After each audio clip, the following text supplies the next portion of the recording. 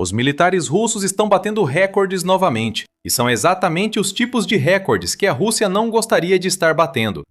Novamente, algo saiu muito errado na ofensiva de primavera de Putin contra a Ucrânia, pois o número de mortos atingiu níveis inéditos. Putin conseguiu o inacreditável. Ele está vencendo, tudo bem, só que está vencendo na arte de perder. Não queremos soar repetitivos sobre recordes, mas a situação da Rússia está ficando absurda. Vamos começar pelas baixas. Durante os primeiros 4 meses de 2026, a Rússia conseguiu perder 130 mil soldados mortos ou feridos, de acordo com estatísticas do Ministério da Defesa da Rússia e reportagens da United 44. Isso já é um recorde por si só. A Rússia admitir que suas táticas de moedor de carne estão causando baixas em uma escala tão grande é insano. Ainda mais insano é que essa informação, vinda da Rússia e não da Ucrânia, indica provável manipulação dos números, que podem ser ainda maiores. Os 2 meses da primavera deste ano tiveram recordes sombrios para a Rússia. Mais de 70 mil soldados viraram baixas em março e abril. Em março, a Rússia perdeu 35.351 de seus soldados mortos ou feridos, e abril veio logo em seguida com 35.203. Se somar o dia extra de março, que abril não tem, a Ucrânia provavelmente teria superado o recorde do mês anterior. Se esse ritmo seguir, a Rússia pode perder mais de 100 mil soldados só nos 3 primeiros meses de primavera. Será que a situação de Putin pode piorar ainda mais? Sim, você vai descobrir como. Foque nas baixas por um momento. Baixa em guerra é qualquer soldado perdido por uma nação. Então, inclui soldados que foram mortos, aqueles feridos a ponto de serem retirados do campo de batalha e soldados que se renderam ou desapareceram de alguma forma. Em geral, as baixas são mais causadas por ferimentos do que por mortes. Por exemplo, o Belfer Center afirma que uma combinação de avanços médicos modernos e táticas de combate mais inteligentes normalmente faz com que os Estados Unidos tenham uma proporção de feridos para mortos em guerras que varia entre 10 feridos para um morto e 17 feridos para um morto. Mas quanto à Rússia, digamos apenas que ela quebrou mais um recorde ao inverter o que sabemos sobre a proporção de feridos para mortos nos dias atuais. Em 11 de março, o Kiev Independente noticiou que a inteligência ucraniana descobriu que a Rússia estimava internamente 1.315.000 baixas na época. Isso está mais ou menos de acordo com o número de soldados que a Ucrânia estava relatando como baixas na mesma época. Mas o que realmente chama a atenção nesses números é revelado pelo presidente da Ucrânia, Volodymyr Zelensky. Foi registrada uma mudança na proporção entre mortos e feridos entre as forças russas. De todas as perdas, 62% são mortos e 38% feridos, revelou Zelensky. Então vamos deixar isso claro. Os Estados Unidos registram uma proporção de feridos para mortos, de 10 feridos para cada um morto no pior cenário. Putin disse, segura minha vodka, e criou uma máquina de moer carne, com a Rússia quase tendo 1 ferido para cada 2 mortos. Esse tipo de reviravolta é indesejado na Rússia, pois indica que o exército de Putin perde mais soldados definitivamente do que por ferimentos recuperáveis. Isso criará lacunas nas forças armadas russas. E há outro grande problema, além de um recorde sendo quebrado, por trás dessa já enorme questão. Mas antes de chegarmos a esse recorde, temos outro. Os ganhos territoriais da Rússia em Donetsk estão custando mais do que nunca. Donetsk precisa cair para que a Rússia reivindique o Donbass, região que Putin exige há muito tempo que a Ucrânia ceda à Rússia, para que haja um acordo de paz. O porta-voz de Putin, Dmitry Peskov, afirmou em 13 de maio que a Ucrânia deve retirar suas forças do Donbass para viabilizar negociações de paz. Mas o que Peskov realmente quis dizer foi, por favor, saiam e parem de matar o número recorde dos nossos soldados. Segundo a United 24 Med, a Rússia sacrifica mais soldados por menos território do que nunca. O exército russo avançou apenas 53 km² em Donetsk durante o mês de abril. Esse avanço custou 25 mil soldados russos, dando à Rússia uma proporção de 470 baixas para cada quilômetro quadrado de Donetsk que está conquistando. Esse é um número horrível. 2 cálculos mostram como isso é ruim. Primeiro, como isso se compara aos avanços russos do ano passado. De acordo com o Moscow Times, a Rússia conseguiu fazer seus maiores avanços em um único ano durante a guerra até agora, conquistando um total de 5.600 km² de território da Ucrânia. Isso não é tão impressionante quanto a expressão maiores avanços em um único ano faz parecer. Mas isso ainda representa apenas 0,94% do território da Ucrânia. Mesmo assim, se aceitarmos esse número e o relatório do National Interest de que a Rússia perdeu cerca de 415 mil soldados, entre mortos, feridos ou capturados em 2025, temos uma proporção interessante de perdas para território conquistado. Em 2025, a Rússia tomou território a uma taxa de 74,1 baixas por quilômetro quadrado. Claro, esses números não são só de Donetsk. Mas ainda assim, a Rússia está perdendo mais de 6 vezes mais soldados para cada quilômetro quadrado que conquista em Donetsk do que perdia para tomar a mesma quantidade de território em 2025. Esse é um novo recorde para Putin, e a situação piora ao analisar o que ainda falta à Rússia capturar em Donetsk. Em um relatório de 8 de abril, quando a Rússia estava perdendo apenas 316 soldados por quilômetro quadrado de Donetsk que conquistava, a mídia United 24 disse que ainda restam entre 6.000 e 7.000 milhas quadradas de Donetsk sob controle da Ucrânia. Vamos usar nossos dados mais recentes de baixas por quilômetro quadrado nesses números. Na estimativa mais baixa, a Rússia pode perder 2,82 milhões de soldados para conquistar o restante de Donetsk. Na mais alta, esse número chega a 3,29 milhões. De todo modo, Putin baterá outro recorde, pois precisará sacrificar de 2 a quase 3 vezes mais soldados do que a Rússia perdeu até agora, apenas para tomar o resto de Donetsk. Algo está dando muito errado para a Rússia, e fica pior para Putin ao analisarmos o recrutamento russo. A invasão de Putin durou mais de 4 anos, porque a Rússia sempre repôs seus soldados perdidos na Ucrânia. Tudo mudou, pois, pela primeira vez desde que Putin lançou a invasão, a Rússia não mantém mais o recrutamento voluntário necessário para enviar soldados ao conflito. Diversas fontes já confirmaram isso, incluindo o vice-presidente do Conselho de Segurança da Rússia, Dmitry Medvedev. Em março, outro porta-voz de Putin afirmou que a Rússia recrutava 27 mil pessoas por mês para as Forças Armadas. Esse foi o mesmo março em que a Ucrânia registrou mais de 35 mil baixas russas, então a defasagem é óbvia. Na coluna Russianomics, o analista militar Yanis Kluger afirmou que a Rússia teve cerca de 20% menos recrutamento em relação a 2025. Os números caíram de algo entre 1.000 e 1.200 recrutas levados às forças de Putin por dia para algo entre 800 e 1.000. Zelensky afirma que a Rússia recrutou cerca de 80 mil soldados nos primeiros 3 meses de 2026, cerca de 9 mil a menos que as baixas sofridas no mesmo período. Os números estão todos mais ou menos alinhados. Segundo a mídia United 24, isso coloca a Rússia em posição de enfrentar déficit mensal de recrutamento entre 10% e 15%. Parece que não há nada que a Rússia possa fazer para reverter esse fluxo também. Novos recordes são batidos nas regiões russas onde Putin recruta, pois os bônus únicos de alistamento aumentam rapidamente. A Spiegel International relata que em algumas regiões de São Petersburgo, esses bônus únicos chegaram a até $58.500.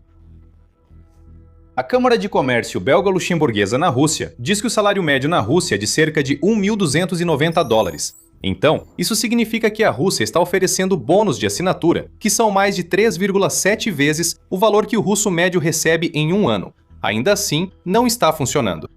O recrutamento ocorre porque as baixas aumentaram, e devido à proporção de feridos para mortos, a Rússia não pode enviar soldados feridos de volta à linha de frente para suprir a falta de tropas. Muitos já morreram nos campos e cidades da Ucrânia. E a Ucrânia quer piorar ainda mais para a Rússia. Já mencionamos a meta do ministro da Defesa ucraniano, Mikhailo Fedorov, de causar 50 mil baixas russas por mês. A Ucrânia ainda não alcançou esse número, faltando cerca de 15 mil baixas mensais. A ofensiva de primavera já começou, e com a melhora do clima na Ucrânia, os ataques da Rússia tendem a aumentar em tamanho e escala. Esse é o tipo de recorde que Putin aprovaria. Mas se a Ucrânia nos mostrou algo durante os primeiros meses de 2026, é que suas defesas são capazes de causar baixas em uma escala que nunca vimos antes. Novos ataques russos só trarão mais recordes que Putin não quer ver. Se a Ucrânia atingir a meta de 50 mil de Fyodorov, isso pode tornar inviável a campanha de desgaste de Putin, obrigando-o a adotar medidas drásticas como a mobilização. Os recordes continuam caindo para Putin. Está começando a parecer que precisamos ligar para o Guinness e pedir um livro especial de recordes só para cobrir os fracassos catastróficos da Rússia na Ucrânia. 2026 tem sido um desastre para a Rússia até agora. A primavera, especialmente, foi ainda pior. Em breve, mostraremos como a primavera está ruim para a Rússia e 2 principais motivos do colapso dos planos de Putin para 2026. Antes de continuarmos, lembramos que você está assistindo ao The Military Show. Se está gostando, inscreva-se no canal para mais conteúdo. O que essa primavera miserável da Rússia realmente significa para Putin? Todos esses recordes negativos já são suficientes para envergonhá-lo em escala global. Mas o que ele está supervisionando agora é o pior período que a Rússia já experimentou na Ucrânia desde 2023. E isso fica ainda pior, considerando que em 2025 a Rússia parecia estar lentamente ganhando vantagem. Vale lembrar que 2023 também foi o ano em que a Ucrânia lançou sua contraofensiva contra a Rússia. Embora essa contraofensiva tenha sido, no final das contas, um fracasso em termos de alcançar os objetivos operacionais estabelecidos pela Ucrânia, ela ainda conseguiu proporcionar um ganho líquido de território para a Ucrânia, pelo menos por 1 ou 2 meses. Se essa contraofensiva não tivesse existido, os primeiros meses de 2026 seriam oficialmente os piores que a Rússia teria experimentado durante toda a sua invasão. Vamos falar de território. A Ucrânia dificultou para a Rússia com um contra-ataque no sul, planejado para prejudicar os planos de Putin em Donetsk. O contra-ataque eliminou a zona de proteção que a Rússia pretendia para as forças de Putin. Íamos dizer avassaladoras, mas Trópegas descreve melhor. As forças russas hesitantes em Donetsk deveriam ser protegidas pela zona de proteção que já não existe. A Ucrânia pode enviar tropas ao norte, enquanto a Rússia precisa desviar recursos e soldados para enfrentar um avanço que Putin não esperava. Esse avanço permitiu à Ucrânia conquistar mais de 400 km² até 10 de março, segundo a United 54 Media. Em abril, o avanço prosseguiu, enquanto a Rússia desacelerava. Isso fez a Ucrânia obter seu primeiro ganho territorial líquido sobre a Rússia desde a contraofensiva de 2023, ou agosto de 2024. Se contarmos a contra-invasão em Kursk em agosto de 2024, de qualquer forma, é mais um recorde quebrado em 2026, que Putin não queria ver, já que a Ucrânia terminou o mês com uma vantagem de 111 km². Ainda aguardamos para ver se a Ucrânia aproveita essa reviravolta em maio. Se a Rússia mantiver seu ritmo glacial de 53 km² conquistados por mês em Donetsk, nossa aposta é na Ucrânia. E só para dar uma cutucada no Putin enquanto ele está por baixo, em sua avaliação de 10 de maio sobre o progresso da Rússia no campo de batalha, o Instituto para o Estudo da Guerra disse que a Rússia não conseguiu alcançar nenhum progresso operacional significativo no último ano. Até mesmo a tomada de Krovsk, que antes era vista como um possível golpe mortal para a Ucrânia, já não significa muito, pois a Rússia demorou tanto para conquistar a cidade que a Ucrânia conseguiu ajustar sua logística e transformar o cinturão fortificado de Donetsk na armadilha mortal que vemos hoje. Putin deve estar se perguntando por que isso acontece. Mesmo que não, as respostas estão diante dele. Tudo se resume ao uso massivo de drones.